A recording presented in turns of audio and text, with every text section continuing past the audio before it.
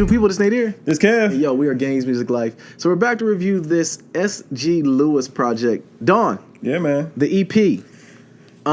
Third entry in 3-part series. I'm interested to see what you think about this. Yeah. Let's see. Third part. Like you said, 22 minutes worth of music, 6 songs. Mm-hmm. The pop feel is back.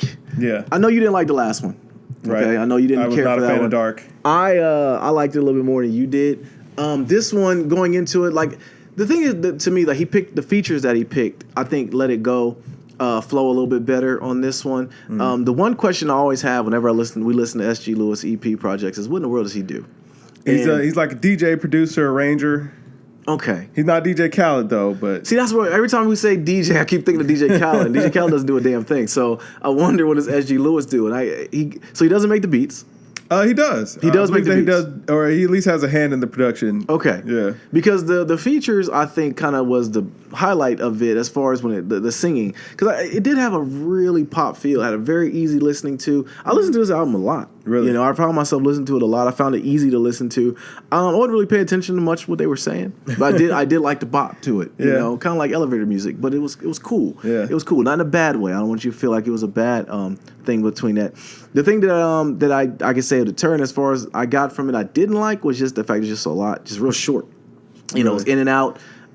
It wasn't anything wasted, I would say, but I did find that I enjoyed it, bro. Yeah. I thought it was all right. What'd you think? All right, so it's third part of the trilogy, and so the way that I understand it, that this trilogy was supposed to encompass like all parts of a night out. Okay. So we had dusk, and that was supposed to be like the pregame, almost a little bit dark when it's super late, and for me that album just sounded like it was supposed to be real dark and dreary. Mm-hmm. And then you had dawn, and so light was coming back out, and the end of a night of partying, and you're supposed to be feeling good, all that sort of thing. Okay. From the way that I understand the way that this trilogy was supposed to work. Now, did the music really translate that? I don't know that it did. I can understand it being the theme, but I don't know that the music really hit those points. Okay.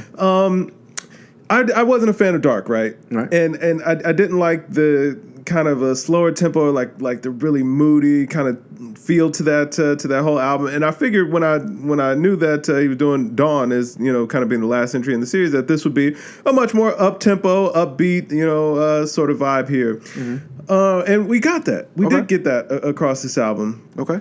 Now for me though, this was like a super polished pop album. Oh, yeah. And I when I say that it's polished, understand that that's a good thing. I think that they put in the work. They crafted pop songs as a whole. Like, they did a great job in crafting pop songs. I don't particularly like pop music. I know you don't. Yeah, that's why I was interested to see what you were thinking. So listening to this, man, the album just did not connect for me. Like, gotcha. It felt kind of emotionless. Like, it sounded like something that would be playing in like a department store, like H&M or something like that. Uh-huh. And I mean, not in a bad way. I mean, hey, they clearly curate those playlists to serve a certain audience, and I think this was a great example of that. No knock against any artist that performed on this album. I thought S.G. Lewis did a great job arranging this album, if that was the vibe that he was going for. Okay. But it just felt emotionless. It just literally felt like a bunch of pop tunes, just kind of driving through an EP, if you would. So with this, I really hope that it would kind of pick back up the pace that Dusk had for me, because I thought Dusk was a fantastic EP. Like I said, wasn't a fan of Dawn and or Dark, and I'm not a fan of Dawn so far either. I do think that there were a lot of things. It was executed very well, just maybe not to my taste. I didn't really feel this. I knew that. I was interested going in. I said it like, Kevin's not gonna like this. Yeah, I just didn't like. There was no feeling in it for me, so I couldn't feel it. You know what I mean? The emotion. It was.